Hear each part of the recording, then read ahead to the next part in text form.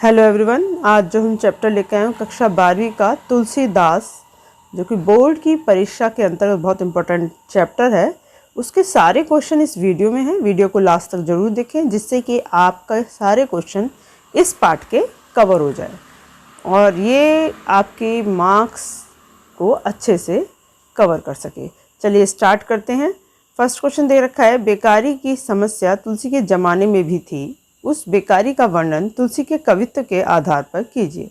तो तुलसी के जो कवित्व है, कवित्व एक छंद है, उस छंद के अंतर्गत इसको दिया गया है। तो अब उसके आधार पर उन्होंने अपने ज़माने के को क्या बोला है। तो स्टार्ट करते हैं इसका आंसर दे रखा है, तुलसी का युग भी बेकारी के आक्रांत था।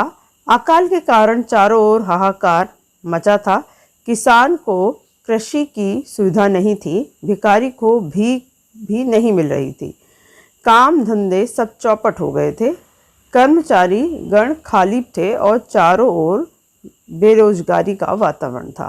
पेट के लिए अर्थात परिवार पोषण के लिए लोग अच्छे बुरे सभी काम करते हैं। लाचारी इतनी ज़्यादा बढ़ गई है कि लोग अपनी संतान तक को बेचने के लिए विवश हैं। अर्थात दरिद्र रूपी रावण ने सबको अपने वश में किया हुआ है। नेक्स्ट क्वेश्चन है, पेट की आग का शमन ईश्वर राम भक्ति का मेघ ही कर सकता है। तुलसी का यह काव्य सत्य क्या इस समय का भी युग काव्य सत्य है? तर्क संगत उत्तर दीजिए। बहुत बार आया हुआ क्वेश्चन है ये, और ये क्वेश्चन अधिकतर आए हुए सारे फर्स्ट क्वेश्चन में बहुत अच्छा है और काफ़ी आ चुका है।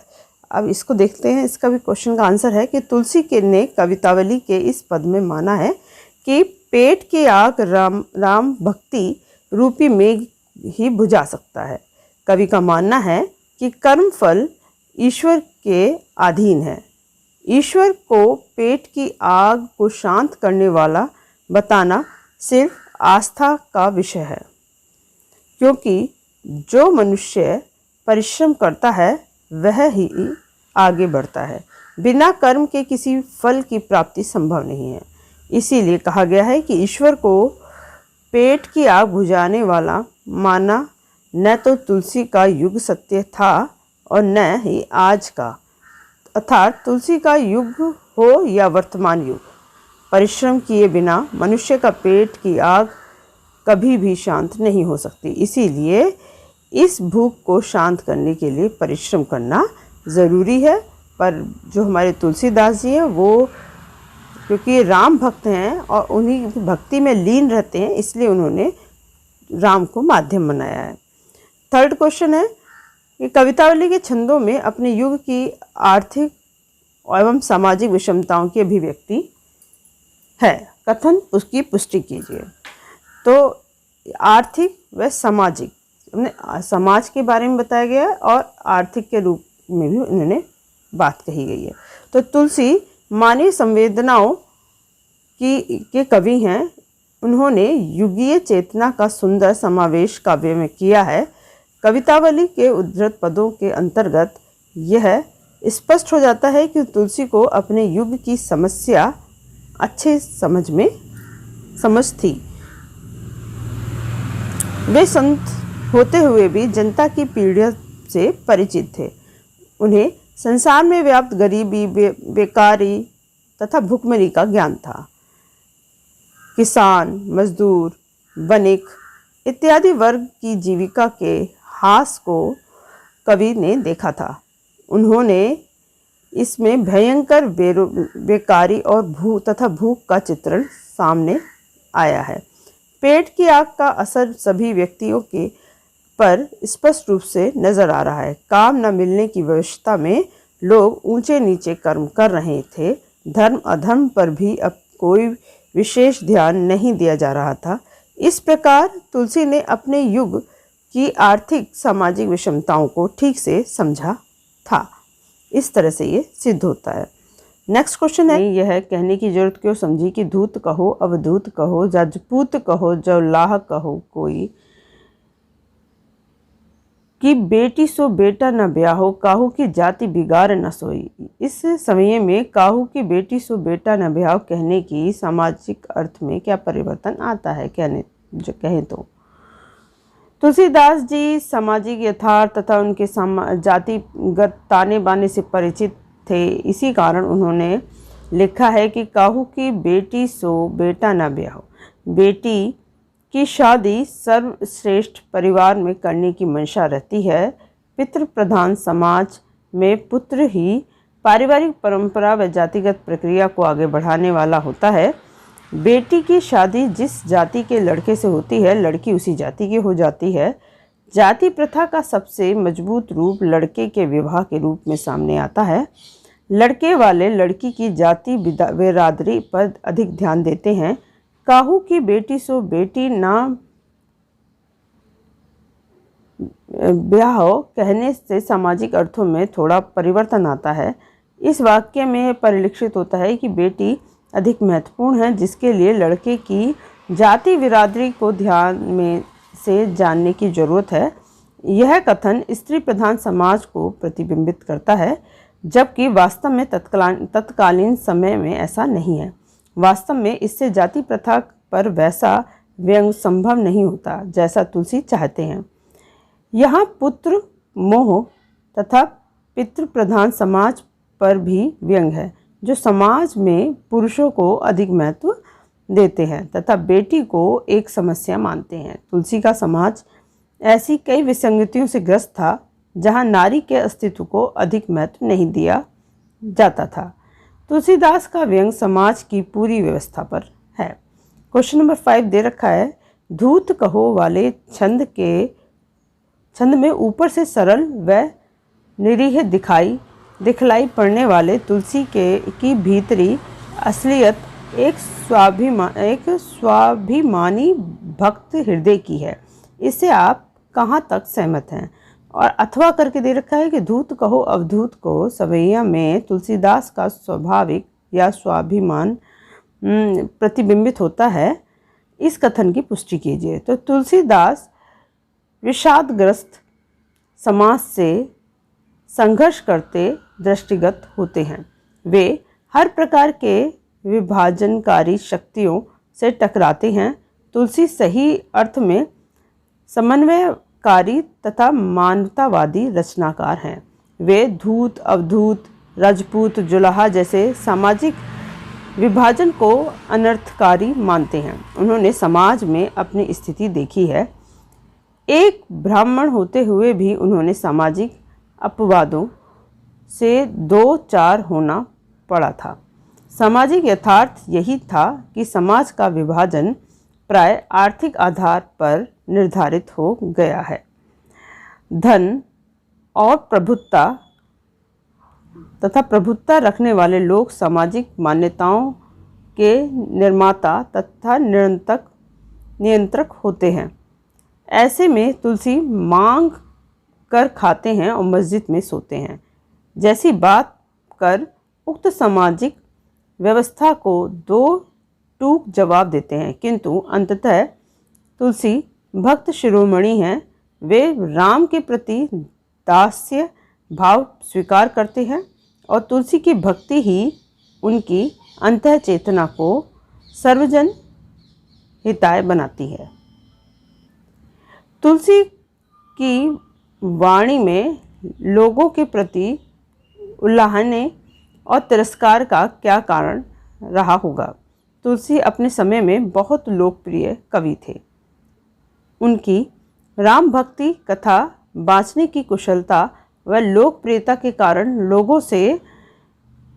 बहुत से लोग उनसे ईर्ष्या करते थे। वे तुलसी के जन्म, धर्म, कर्म को लेकर बातें भी बनाते थे। इसके अतिरिक्त तुलसी समाज में किसी जाति पाति में विश्वास नहीं करते थे तथा स्वयं का संसार प्रसिद्ध समाज राम का गुलाम मानकर प्रतिदिन रात उनकी भक्ति करते थे। ऐसे ही निंदकों से परेशान होकर तुलसी ने उनका तिरस्कार किया होगा।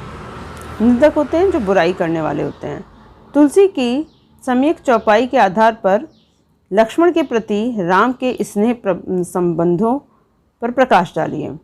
तो तुलसी के संकलित चौपाइयों के आधार पर श्री राम लक्ष्मण से अत्यधिक प्रेम करते हैं। उन्हें मूर्छित देखकर श्री राम विलाप करने लगते हैं। वे लक्ष्मण के वन जाने का कारण स्वयं को मानते हैं और स्वयं को दोषी ठहराते हैं। वे हानि यानी नारी हानि को भ्रात हानि के समक्ष कमरत मानते हैं।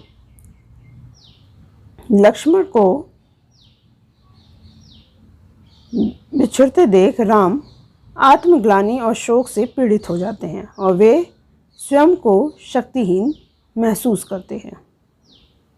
अब व्याख्या करें। ममहित लागी तजेहु पितु माता, स्नेहु विपिन हिम आत्प बाता। जो जन तेहु बन बंधु बिछोहु, पितु वचन मन तेहु नहीं हो। तो इसमें कह रहे हैं कि वो अगर उस चीज़ को जानते कि मैं आपसे वन में अलग हो जाऊंगा तो मैं अपने पिता के वचन को बिल्कुल नहीं मानता। दूसरा इन्होंने देखा विपिन हिम आतप बाता, मैंने को तुमने ये सब मेरे लिए सहा है। तो इसका अर्थ देखते हैं इसका प्रसंग में। इस छंद में श्री राम अपने भाई की मूर्छित अवस्था को देखकर अत्यंत शोक में डूबे हुए हैं और हनुमान लक्ष्मण के उपचार के लिए संजीवनी बूटी लेने गए हुए हैं, जो अब तक नहीं लौटे हैं। सुबह होने वाली है, लक्ष्मण के प्राण संकट में हैं। यह देखकर राम भाव होकर कहते हैं, क्या कहते हैं कि हे भाई लक्ष्मण, तुमने मेरे लिए बहुत त्याग किया है। तुमने मेरे हित के लिए अपने माता पिता को छोड़ा, वन में मेरे साथ देने के लिए चले गए। मुझे सुख देने के लिए तुमने जंगल में धूप, आंधी, ठंड आदि सभी कष्टों को सहन किया है। यदि मुझे ज्ञात होता कि वन में आकर तुमसे इस प्रकार वियोग हो जाएगा तो मैं पिता के आदेश को नहीं मानता। तो यहाँ पर जो दे रखा है कि किस चीज़ को उन्होंने सहा था, सहेत विपिन हिम, विपिन जंगल में, हिम यानी सर्दियों को, आतप यानी बहुत गर्मी, वाता यानी तूफानों को, ये सब तुमने मेरे साथ सहा है। नेक्स्ट देखा है जथा पंख बिनु खग इति दीना, मणि बिनु फनी किरबत कर हीना। कहीं ये दोनों ही ऐसा पंक्ति दे देंगे और आपसे इसका अर्थ या काव्य सौंदर्य पूछ लेंगे। असमम जीवन बंधु बिनु हुतो ही, जय जड़ देव जे आवे मोही। तो यहाँ श्री राम मूर्छित लक्ष्मण को देखकर अत्यंत भाव विह्वल हो रहे हैं। वे अपना मोह और स्नेह प्रकट करते हुए कहते हैं कि हे भाई लक्ष्मण, तुम्हारे बिना मेरी स्थिति बहुत ही दयनीय है। तुम ही मेरी शक्ति हो। जैसे पंख के बिना पक्षीगण और मणि के बिना सांप और सूंड के बिना हाथी लाचार हो जाते हैं, उसी प्रकार से तुम्हारे न रहने पर मेरी अवस्था भी शोचनीय हो जाएगी। मांगे के खावे मस्जिद में सोई, लेवे को एक न देवे को दुई। तुलसीदास जी इसके लिए बोलते हैं कि तुलसी राम भक्त हैं। अपने युग की विषमताओं से वह नहीं डरते क्योंकि वह राम भक्त में डूबे हुए हैं। इसीलिए स्वाभाविक व निडरता का परिचय देते हुए कहते हैं, मुझे अपना संसार बिगड़ने का कोई भय नहीं है। मुझे किसी से कुछ धन संपत्ति आश्रय भी नहीं चाहिए, क्योंकि मैं तो लोगों से मांग कर खाने में संतुष्ट हूँ। आगे मुझे काम धंधे का कोई फिक्र नहीं है। मैं लोगों को खुश करता हूँ। मैं तो मस्जिद में सोकर भी खुश हूँ। मेरे किसी से भी ना तो मैंने कुछ लिया है, यानी कोई लेना देना नहीं है। मैं तो राम के भरोसे निश्चित हूँ। तो यहाँ पूरी तरह से अपने भगवान राम को उन्होंने समर्पित कर दिया है। नेक्स्ट है ऊंच नीच कर्म अधर्म करी, पेट ही को पचत बेचत बेटा बेट की। ये बहुत मतलब ये ऐसी पंक्ति आने के चांसेस ज़्यादा हैं। यहाँ तुलसीदास लोगों के द्वारा अपने पेट पालने के लिए किए जाने वाले कार्यों का उल्लेख करते हुए कहते हैं कि पेट की गंभीर या भयानक आग को बुझाने के लिए लोग ऊंचे नीचे धर्म अधर्म संबंधी कुछ भी कर्म करने को तैयार हो जाते हैं। यहाँ तक कि भूख मिटाने के लिए वे अपनी संतान को बेचने के से भी संकोच नहीं करते। नेक्स्ट है, जहु अवध कवन मुहिलाई नारी हेतु प्रिय भाई गवाए। बहुत इंपॉर्टेंट है। बरु अपजस सहतहु जग माही नारी हानि विशेष क्षति नाही। भाई के शोक में डूबे राम के इस प्रलाप वचन में स्त्री के प्रति कैसा सामाजिक दृष्टिकोण संभावित है। तो भाई के शोक में डूबे राम के प्रलाप में स्त्री के प्रति कोई कटु वचन नहीं कहा गया है। भाई तथा पत्नी में से भाई को अवश्य अधिक महत्व दिया गया है, किंतु यह महत्वपूर्ण है कि उस भाई को राम ने नारी से अधिक महत्व दिया है, जिस भाई ने लक्ष्मण ने यानी बड़े भाई राम के साथ वन जाने के लिए माता पिता पत्नी राजमहल तथा राजमहल का त्याग कर दिया। ऐसे भाई के प्रति राम की ऐसी संवेदना उचित ही है। यहाँ राम ने अपनी सामाजिक दृष्टिकोण से स्त्री के लिए कोई हानि वचन नहीं कहा, बल्कि उसके कथन को भ्रात शोक में डूबे व्यक्ति की स्वाभाविक प्रक्रिया मानना अधिक उचित समझा जाएगा।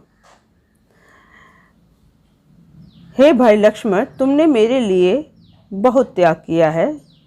तुमने मेरे हित के लिए माता पिता को छोड़ा और वन में मेरा साथ देने के लिए चले आए। मुझे सुख देने के लिए तुमने जंगल की धूप आंधी ठंड आदि कष्टों को सहन करा है। यदि मुझे ज्ञात होता कि वन में आकर तुमसे इस प्रकार वियोग हो जाएगा तो मैं अपने पिता के आदेश को नहीं मानता।